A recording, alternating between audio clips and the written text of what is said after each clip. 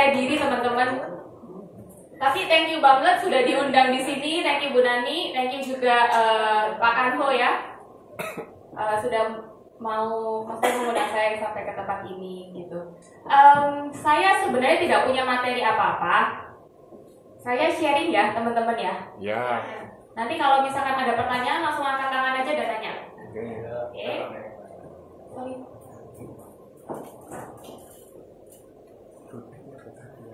Boleh di bawah aja nggak?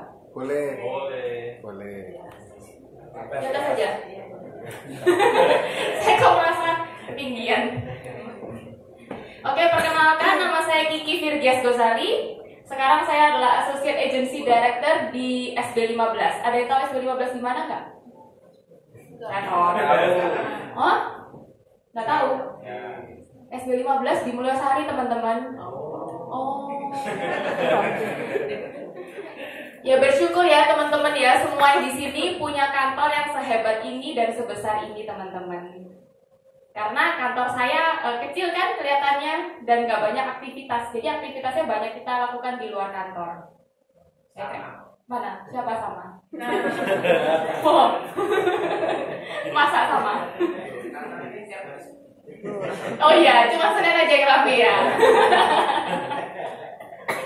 Kantor saya juga sepi, bahkan Senin, Sabtu juga sepi. Jadi saya bukan zero to hero teman-teman. Ya, saya bukan berasal dari keluarga yang tidak punya. Saya berasal dari keluarga yang punya. Mama papa saya dari kecil sangat memanjakan saya. Jadi kalau ada apa-apa saya tinggal minta. Oke? Dan itu membuat saya menjadi orang yang bergantung. Dan membuat saya menjadi orang yang tidak punya fighting spirit. Ya, jadi saya sekolah aja. Ada teman-teman ada yang punya kerja di mana. Saya enggak. Saya sekolah aja. Kalau misalkan ke mall tinggal minta, gitu. Begitu kuliah, ada satu yang merubah saya. Waktu itu kuliah semester 2 saya dicemplungin ke yang namanya Miss Campus 2006 waktu itu. Nah, waduh, ngomong apa nih? Waduh, jadi gimana? Waduh, gitu-gitu semua deh. Karena nggak pernah begitu-begitu. Akhirnya begitu ikutan Miss Campus, ada Miss Campus yang terdahulu yang nemani kita, ya. Jadi kayak keliling ke Jawa Pos, kemana-kemana itu nemanin. Setelah itu di mobil dia ngomong gini, aduh, saya ini tahun ini nggak tahu nih mau ikut lomba apa. Tahun lalu sudah lomba ini itu. Tahun ini nggak tahu. Lah, saya yang dengerin saya bilang gini, wih orang ini ya ikut lombanya ABCD. Lah, saya kemana? Saya kok cuman diem belajar nggak ngapa-ngapain. Nah, mulai dari situ teman-teman saya mulai keluar. Saya jadi dancer, saya ikut foto model, saya ikut apapun yang bisa ngasihin duit. Dan ya mau ada duit mau nggak ada duit sebenarnya sih nggak masalah gitu ya. Cuman saya merasa oh enak ya punya duit jajan gitu. Zaman 2006 mungkin saya bisa show dancer itu 1 bulan bisa sampai 20 kali. 20 kali. Jadi bisa 1 hari itu siang sama malam kayak gitu. Dan itu capek banget. Kalau sekarang saya disuruh gitu saya nggak mau. Habis satu kali nari cuma dibayar berapa? Ada yang mau tahu bayar berapa? Mau. Berapa? Tebak. Nggak tahu.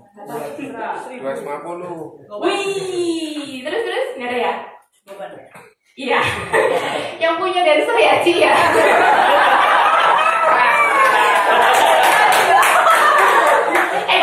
Goban masih ketinggian. 40.000. Dulu pertama kali saya nari malah cuma 15.000. Pak Ari ya mau nyewa langsung. Tahun 80 ya? Tahun 80. Tahun 80 kan saya belum lahir kok. Kayak gitu teman-teman. Tapi itu kan waktu saya masih kuliah. Jadi sebulan saya dapat 1,5 juta, hampir 2 juta, itu udah gede banget. Tapi ya gitu ya, show-nya banyak. Sampai keluar kota, sampai ke Singapura loh. Wah, saya bisa berbangga sampai ke Singapura. Cuman ya gitu duitnya nggak ada sebenarnya. Gitu. Sudah selesai itu, saya selesaikan kuliah saya di IGMT, International Business Management and Technology. Ada yang tahu? Ini dekatnya Shangri-La. Bukan Shangri-La tuh IU tuh kan. Saya ini kok semuanya nggak ada yang tahu, kantor nggak tahu, kuliah nggak tahu, nggak tahu ya. Bukan. Ini kok tebak-tebak berhadiah teman-teman. Kantor kan di Kupang Baru. Ya, Kupang Baru ya. Ada yang tahu ternyata. Deketnya hotel. Ya. Hotel biru betul. Hah? Lugu. Tapi sekarang udah bagus kok. Saya takut nanti saya udah lulus, habis itu orang nggak ada yang tahu kak kuliah saya di mana gitu. Terus waktu itu saya dapat apa ya namanya ya, cum laude apa gitu. IPK saya 3,82 teman-teman. Itu satu hal yang buat saya bangga juga, dan baru kali itu juga papa mama saya dipanggil ke depan dan nangis teman-teman. Saya bangga banget. Cuman ada cumannya. Setelah itu saya kerja. Ya, saya apply kerja. Waktu itu apply di Jobstreet. Ada yang tahu jobstreet.com segala macam. Saya diterima di Jakarta. Di Jakarta menjadi SAP Financial Controlling Consultant. Ada yang tahu SAP? Gak tahu juga. Ya ampun. Kasian banget sih. Gak tahu SAP ya? SAP itu SAP, itu program. System Application and Product of Databasing. Itu Ranch Market, itu pakai SAP. Kalau di Ranch Market kelihatan kasirnya, dia tulisannya SAP. Nah, saya menjadi junior programmer ya, seperti programmer. Cuman kan saya tidak tahu bahasa pemrograman.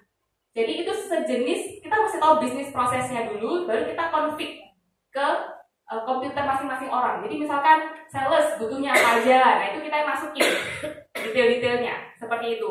Jadi nggak usah dipikirin, karena SAP itu biasanya singkatannya setan aja pusing gitu. Jadi ya 1 tahun saya kerja di Jakarta.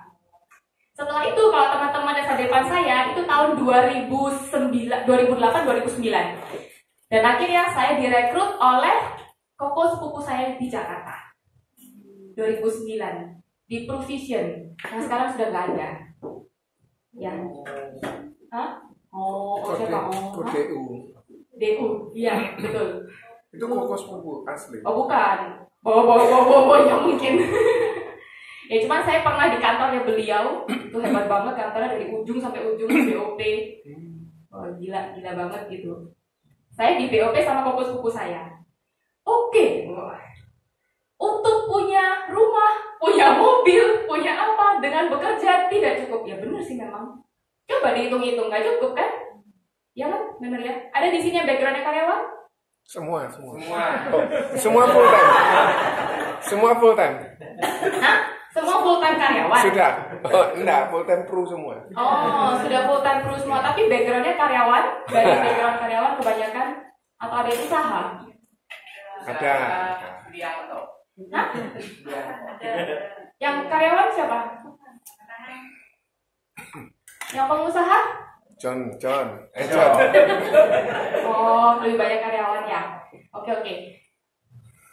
2009 saya menjadi agent Prudential di Jakarta. Setelah itu saya kembalilah ke Surabaya karena saya tidak mengerti apa itu Prudential, gimana cara jalaninnya. Di sini tidak ada kantor dan segala macam excuse saya itu tadi. Akhirnya saya off. 2010 tidak mengerjakan sama sekali. Jadi cuma setahun. Waktu itu mungkin income saya sekitar 3-4 juta per bulan. Ya lumayan ya, gitu maksudnya. Oke, lalu saya menjalankan bisnis EO, Business Event Organizer tahun 2010. Nah, buat yang tahu kalau bisnis EO itu adalah bisnis service. Jadi enak banget sih teman-teman. Satu kali event mungkin saya bisa untung 15-20 juta. Jadi kalau teman-teman mau berkecimpung di dunia entertainment, jangan menjadi dancernya, jangan menjadi kru EO-nya, jadilah yang punya. Ya, karena dancernya, kru EO segala macam yang nggak ada duitnya. Gitu. Ada yang pernah kru EO? Nggak ada ya? Yang punya jangan-jangan. Oh dancer ya? Oh dancer. Very dancer.